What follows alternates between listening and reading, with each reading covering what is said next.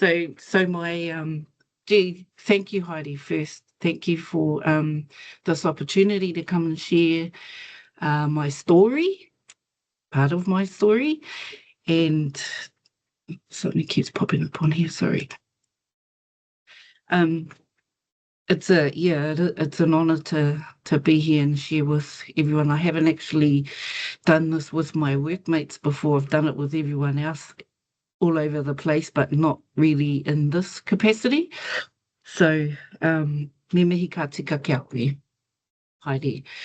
I will, I think, can you see my screen? Can you guys? Yeah. Okay. So, e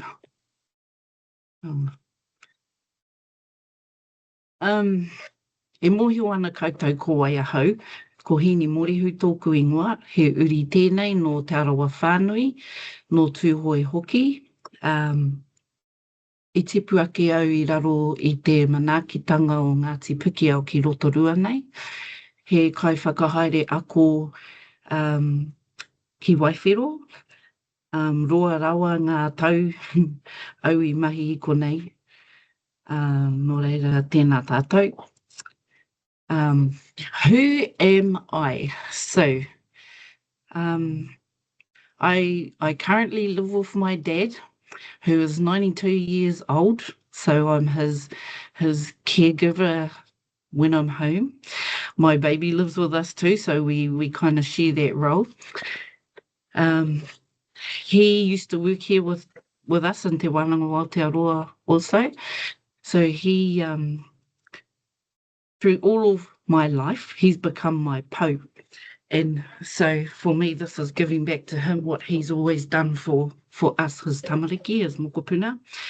I have six tamariki and I have 6 mokopuna. I have worked at Te Wānanga o Aotearoa for 22 years. The first 10, I was a kaiako in Te Arareo Māori, and the last 12, I'm a med. So that's in a nutshell, who I am. And today's kaupapa, though, is a part of a journey of my life that I've been asked to share about, and which is something that I do now and then. It's a kaupapa that's kind of touched too many people's lives, far too many people's lives, more than we would like to happen. However, this is my journey that I'll share with you this morning. So my next slide is just a whole bunch of pictures, just random pictures that I had to grab off Facebook or wherever, from wherever. So these are my 2 eldest boys. Kahua Te Rangi Rain Ahipene is my eldest son. Second eldest, Hohepa Julian Soul Ahipene. And yeah, you can see the Kahu, he was my backbone. So he was, we grew together. I was only 20 when I had him, so we had a really, really close relationship, and I'm sure mums who are in the same boat as me and dads can share that same sentiment. 3 years later, then I had Hepa, who is my other son, who if you don't know. So both of my sons here that you see have passed away. So my Hepa, you can see his stuff was haka, his stuff was pig hunting. If he was in the bush, he was happy. If he was poaching trout behind his nan's creek, he was happy. He wasn't an academic boy, but he used to sit and he would study and he would try really hard at all the things that he was interested in. And then my kahu, who's the eldest, he was life was so easy for him because he was academically. He didn't get it from me either. He was such a clever kid, like he really was. School was easy for him. Passing his grades was easy for him. He was a wakaama champ. He was a league player. He was, all of the things that our young boys love to do. Um, my story kind of goes like this. In 2009, Kahu and Hepa were travelling from Otara Marae. We live out of town, about 25 minutes out of Rotorua, and they were travelling into town to pick up my cousin, who they used to practically live with. On that ride to town, Kahu fell asleep, and they had an accident. They had a truck, and so from that accident, Kahu didn't survive from the accident. However, the impact was all on his side. However, Hepa, he suffered minor injuries. He had whiplash. He had, cuts and grazes all over him. But he walked out of that accident. And when they had that accident, it was 10 days later, and then Kahu passed away in the Rotorua hospital. So that was a yeah, that was a hard time for us. It was real tough. So Kahu was also, he had this amazing relationship with my dad. So not only for myself and my kids, but also for my dad. So that was a real big knock for him. He was starting to teach Kahu how to be pai savvy. He had started grooming him to be what Dad was. He was our leader. He was our speaker for our whānau. And so for him, that was taken away too. We we thought that, we all suffered from the loss of Kahu. We suffered a lot, and we didn't realise how bad Hepa was suffering too. So it was about 20 months later, and then Hepa took his life. And so for all of us, it was like starting again in that whole grief cycle. And, as you can imagine, I wouldn't wish this on anyone. I just wouldn't, because it's a really hard thing to come through. It takes a lot of karakia. It takes a lot of talking. It takes a lot of just love. And without that, we probably, myself and my other 4 kids, wouldn't be sitting here, or my dad. Sorry, I don't mean to make fellas cry.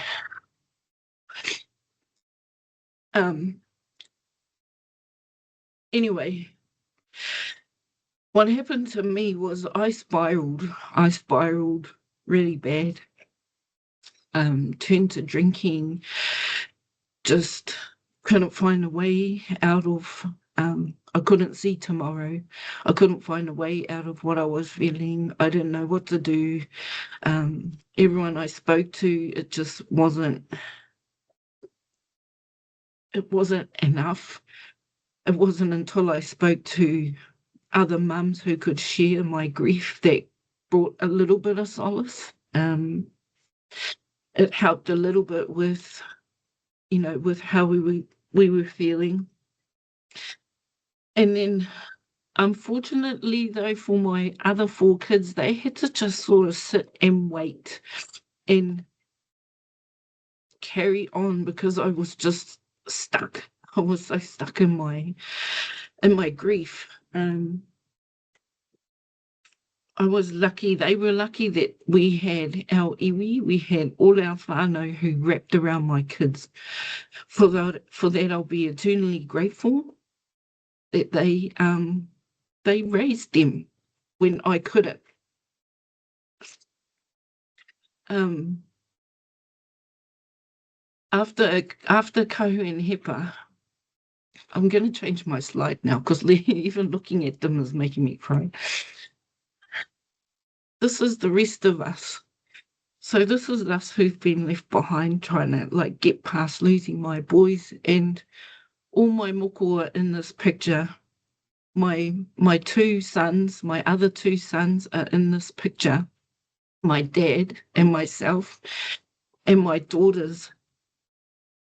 Um, so we've had to try and navigate.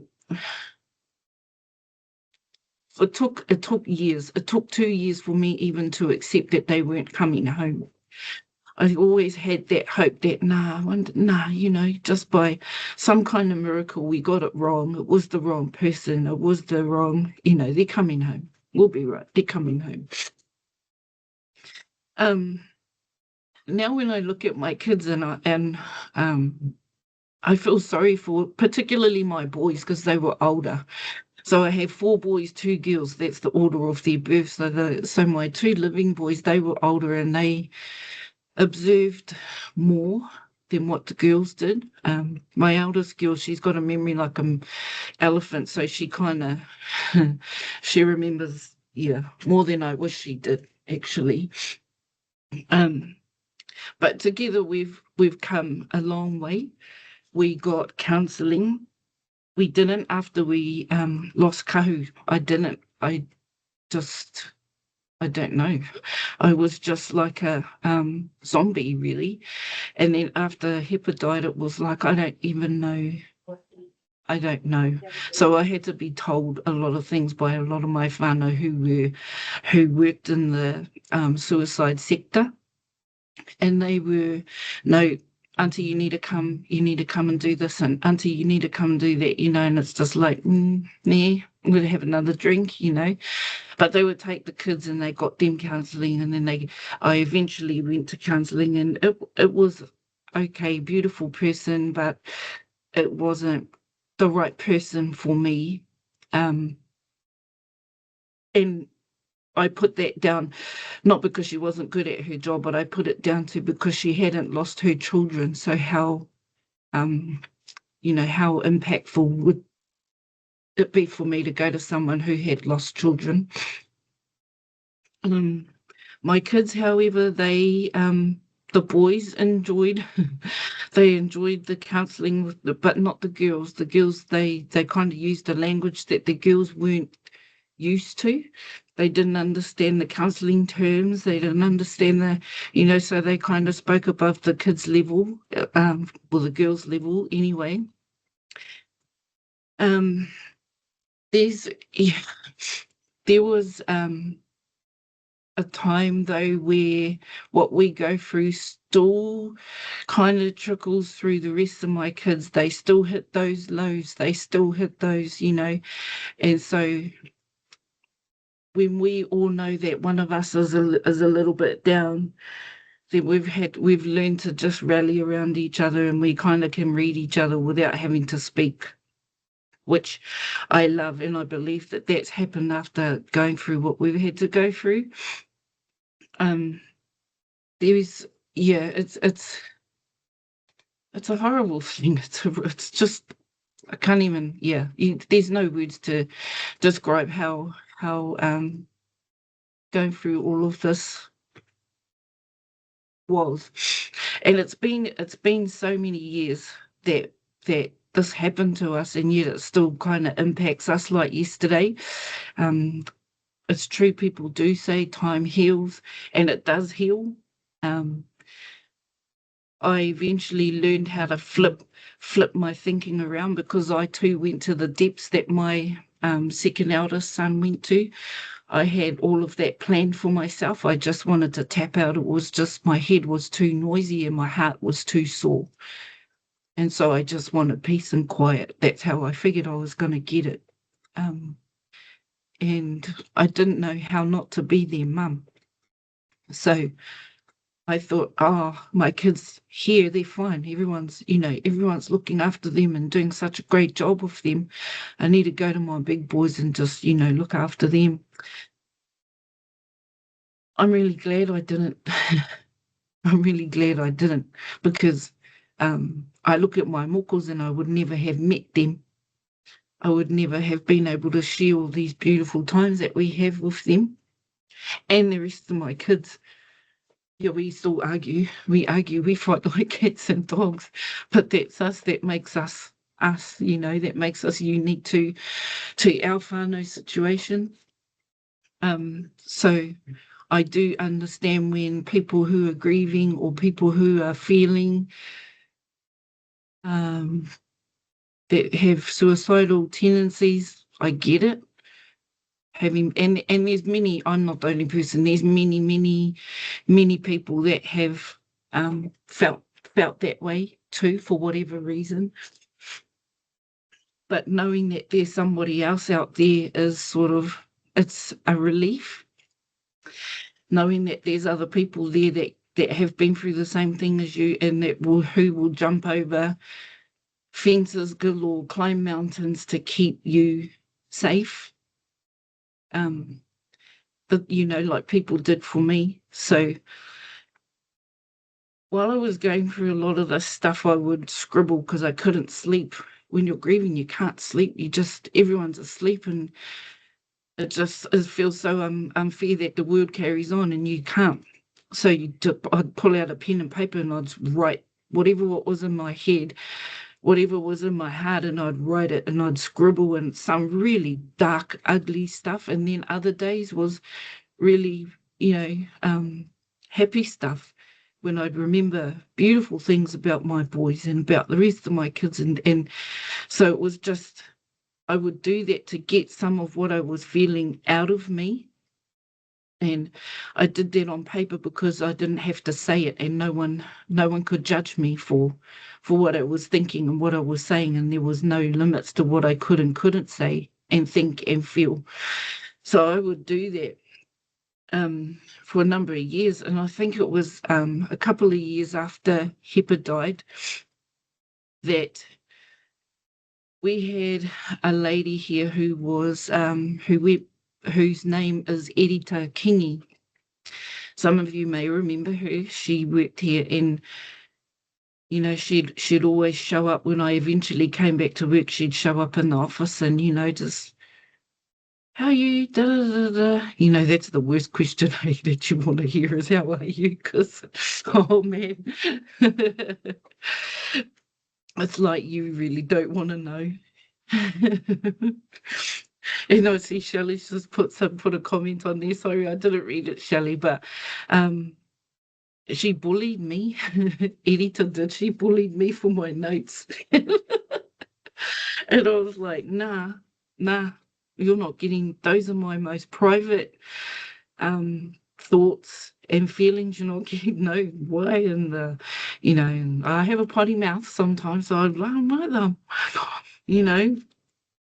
no way, you're not getting my papers. And then she'd just say, just because a few things, it's really important that, and we can make it a rangahau project. And, and honestly, rangahau was the furthest thing from my mind. Waking up tomorrow was what I had to worry about. But here she was just, you have to do it, and what made me change my mind was when she really firmly said to me, Heeni, it's not about you, it's about other people that need to read what you're going through, because there are other people out there that are going through the same thing. And I said, well, I'm not the first person to lose children. Why hasn't somebody else got something for me to? So I kind of battled with that internally for a long time, because doing this kind of thing it's not my favorite thing to do. Speaking in public, it's not my favorite thing to do, and I hate reading.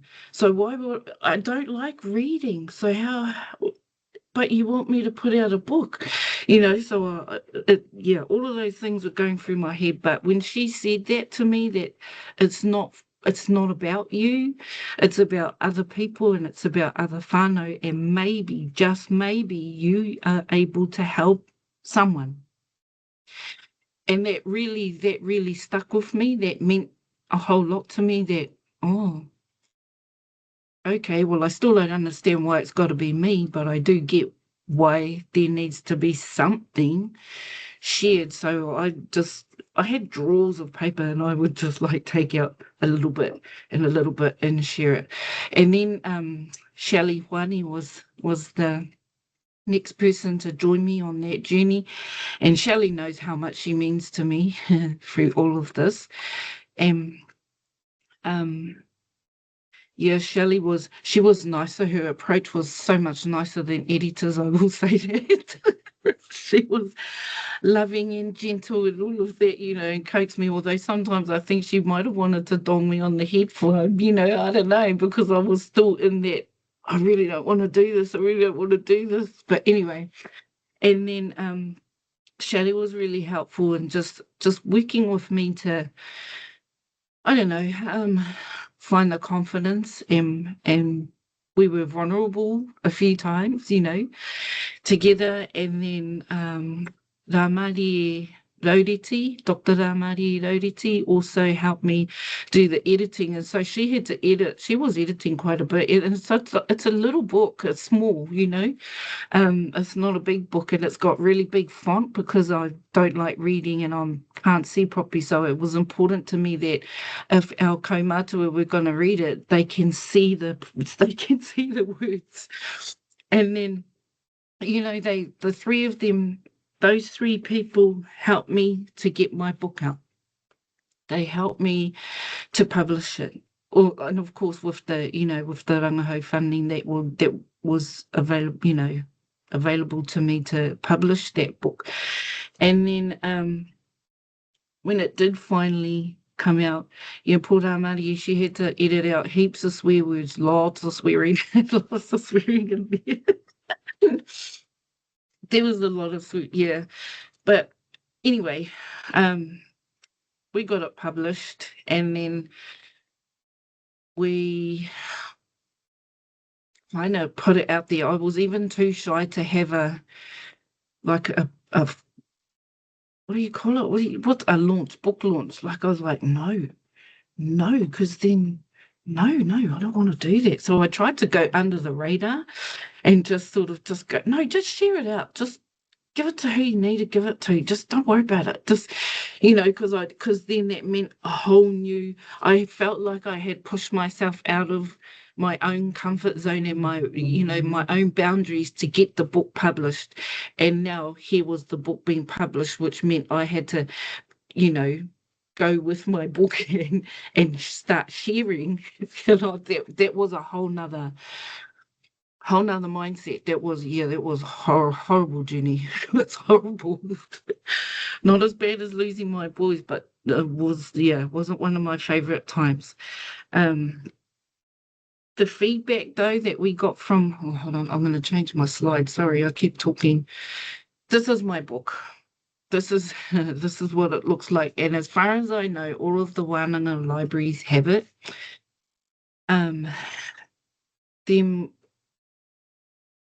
Everyone wanted one. Shelley, like everyone wanted one. And so by the grace of Shelley and her persuasive, manner, the Wānanga published more, which we gave away. We didn't charge because it wasn't written for that. It was written to share, to help people heal. And so weirdly enough, this book has done that for me as well. It's helped me heal. I had to quickly get over myself and just go with the book wherever the book took me and share. It's, while empowering, really not easy. Well, at that time, it wasn't easy to be vulnerable. Because we all used to be vulnerable inside our bedroom with the curtains closed and the door locked, and then we can do our ugly cry properly, like by ourselves, because then I had to learn how not to do that ugly cry in public. Funny. But a lot of things, a lot of good feedback from this book, a lot of good feedback, especially rangatahi, weirdly enough. Rangatahi have, we've Me and the book, we've been around lots of places, spoken at the Rangatahi Summit back in, 2017 or something, and it just, they'll sit there and they'll read it and they get it, they get it. Then they're asking permission, can I do it for my literacy paper at school? Or, like, oh, fire, my brother is feeling like this. How do I help him? All those things. You get asked all those questions. My mum's not okay. My dad's not okay. My sister's not okay. Those are all the things that I wasn't prepared for any of that either, but that came, and now it's kind of become our life, where even my kids now, people will message them for advice, particularly the young ones. They'll say, how did you get past this? Because it's a whole different world for my kids. They're siblings that have suffered the loss of brothers. See, I can't talk for that. I speak from a mum's point of view, but not my kids. I can't say what it's like for siblings. We had the first Indigenous, what was it, suicide prevention conference here in Rotorua. Was the Tūramarama Ki Te Ora, it was called. So alongside that, they had a Rangatahi Summit as well. And so I had greased up my baby, the youngest of all my kids, because she was the only one, she still to this day is the only one who's read my book. The others can't. It hurts them too much, so they can't. They haven't read it.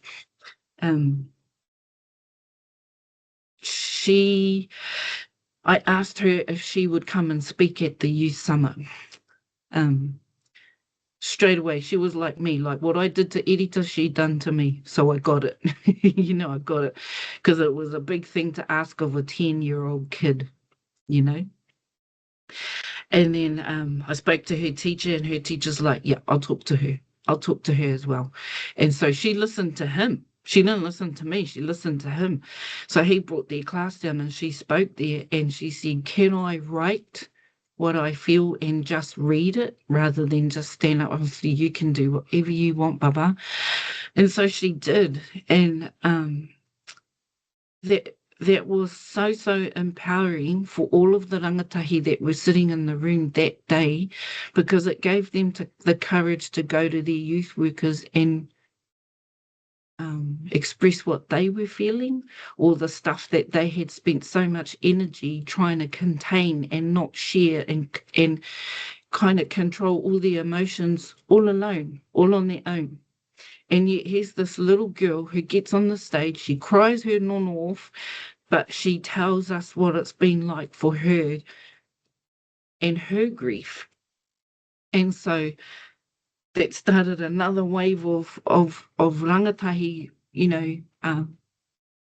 beautiful, awesome. But we're only two little people in this big ocean of mamae. So we had to really quickly start. Well, actually, no, it happened by default, because once people found out about the book, then they would chuck us on a stage here and there and think that, that kind of become another job for us. And then she got older and just flat refuses to do it. She's 20 now and she still won't do it. But she does see the benefits of sharing that for other young people, for other rangatahi, because she tells me, she's like, nah, you're no good. You're old now, Mum. And I'm like, yeah, that's right. So that's why you need to come with me and share, so that the rest of our rangatahi can see and be an example for them. She goes, yeah, I'll get there, but just not yet. And so I'm really hopeful for that. I would love to go around the country and share with her, just our journey. It's just sharing. We're not professionals, we're not doctors, we don't hold tohu in this space at all, but it's just sharing our experience, our story, And from that, though, I can say hand on heart, we have helped people, and I'm really proud of it, of us. I'm proud of us. I'm proud that we're still here to tell our story. Um, and now, I'm a silly person. I'm naturally I'm quite a silly person. I like to play.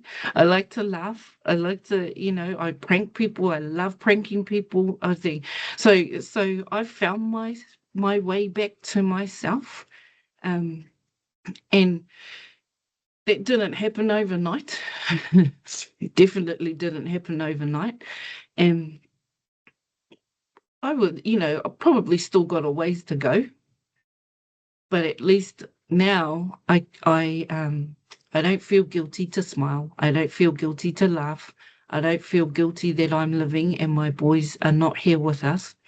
Um, I find solace in my boys being with my mum and my sister and my grandparents and all of our tupuna that are over there. And I do feel like they're here guiding us in some ways.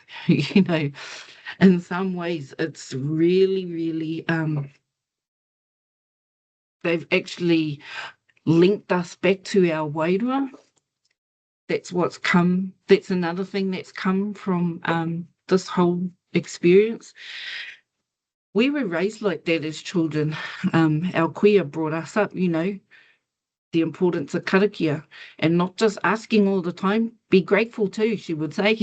We're like, oh, okay. But so, and for many years, because I had so many kids, and I forget, I'm just getting up, going to work, get them to school, all that, and I forgot all of that really important, vital stuff. I forgot it.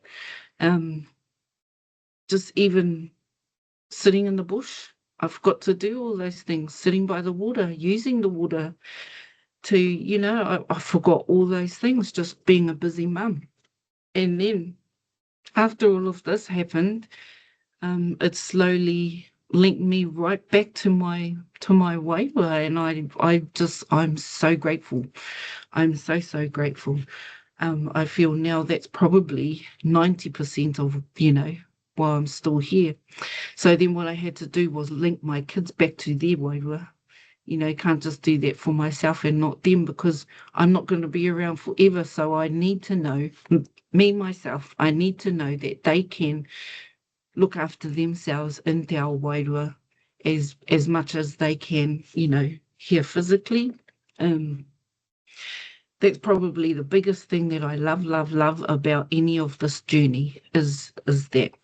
And so now I sit here and I'll have conversations with my boys, and people probably think I'm so nuts, and I don't care.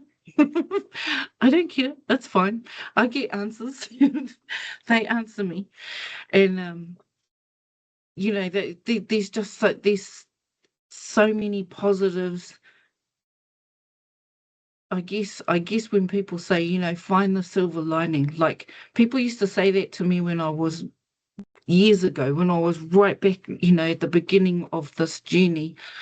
And I remember hearing it, time heals, find the silver linings, find the silver linings. And sometimes I used to want to punch people in the face, because it was just like, I don't even know what you're talking about. I have no clue what that means right now. Like, yeah, boot it, get away.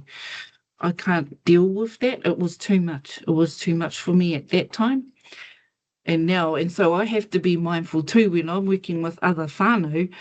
Don't do that. Don't do what that was done to me. Don't do that to them. Just back off at their pace. Everything's at their pace. Um, so Irita, Shelley, Lamari, very grateful, because not only did a book come from this, but a whole new journey of healing also came from publishing my book. And I'm not sure who here has read it or not. It's not academically written at all. How I'm speaking now is how it's written, and there's only snippets of different things that I pulled out and shared with the world. There will eventually be another a follow on. Heidi, that might be my new rangahau thing, eh? Yeah. So apparently there's 3. I'll put it out here. Apparently there's 3. And because when you read this book, the Heeni in this book is not me now.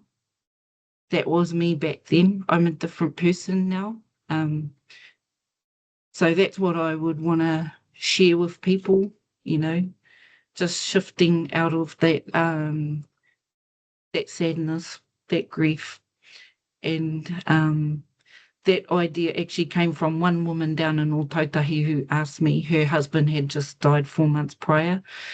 And she said, how do I get from where I am to where you are? Because at that time I built a lot of confidence to go and share with different people. And then I was like, oh, there it is. There's the capable of the, of the next book, which is what I feel like we're shifting into that space now. We're more interested, and we're all needing not menopause pills that we're needing. And menopause pills maybe, but we're needing just that focus on ourselves, do us, so that when we're doing other people, we can do it with a full cup, When I reflect back on my life, I always ran on an empty cup. I'll give, give, give of yourself, without actually replenishing what we need to replenish within ourselves, so that we can better serve anyone else. Anyone. And I kid you not, randomly people come. And that's fine. That's what we're here for. I just think we didn't go through that for nothing. We didn't go through that to not ever help anyone else who's in the same predicament or feeling the things that we've had to feel. I can't even remember. I've been talking too long. Hold on. What's the time? Do I have to stop now? Oh yeah, that's my last slide. Heidi, you can jump in and tell me to So this is the slide I was asked to that I was asked to share. Hoki ki tō moana kia pure koe e ngā wai o Heeni Morehu. That was return to your ocean so that you may be cleansed by the waters of Heeni Morehu. And how appropriate, see, because we're brought up by the lake, our Lake Lotoiti, and that was our first thing. If something wasn't wrong, Nan would be like, come on, we go down to the water. And we're like, huh? Why? Next minute we go, psh, psh, psh. Like, what are you doing? But that's what she was doing, eh? That was her cleanse. That was her keeping us safe. That was her way of keeping us safe. Oh man, I can go on and on and on about this thing. There's so many more things to share, but I'm looking at the time and probably gonna look at Heidi. She's laughing. So I don't know. Do we go into question and answer time, or yes, please? Okay, so yeah, we'll do that, eh? And I'll mute myself until Ka pai. Well, while Miss Tangi over here is doing her thing, I'm just gonna jump in to facilitate the Q&A, but it doesn't have to be a question, Rana. You might actually have just a kōrero you want to share. So opening it up. Te mare Heeni, Kia ora, te mari. aroha nui ki a koe. I just wanted to take this time to thank you for, yet again, for sharing all of this. And even though I've been crying my eyes out, I've also listened hard to your kōrero, and I love that you've considered, and you're considering another book, so that we can take whānau that we've helped by using the Tree of Life onto another, not another stage or phase, but yeah, like you, I don't have those fancy words to say, to help Yeah. them as they progress through their grief. And earlier this year, unfortunately, I was able to share my copy. It's still in Heretonga down in Napier with my niece. And she hasn't opened it. She hasn't read it yet. I just said to her, here, Baba, leave this here. And she's a great writer. I know that much. So I'm just leaving it there with her so that, you know, when she's ready, she can see Yep. that us mamas that have gone through things to that level where we've lost our children, yeah, away through the alcohol fog, away through the angry fog. There is a way. We just allow ourselves the time to do that, because it's those experiences, that I get from your puka. It's experiencing those things. Don't try and mess them up. Yeah. Yeah. Anyway, thank you 100,000 times, Heeni. Always. Oh, mihi Judy.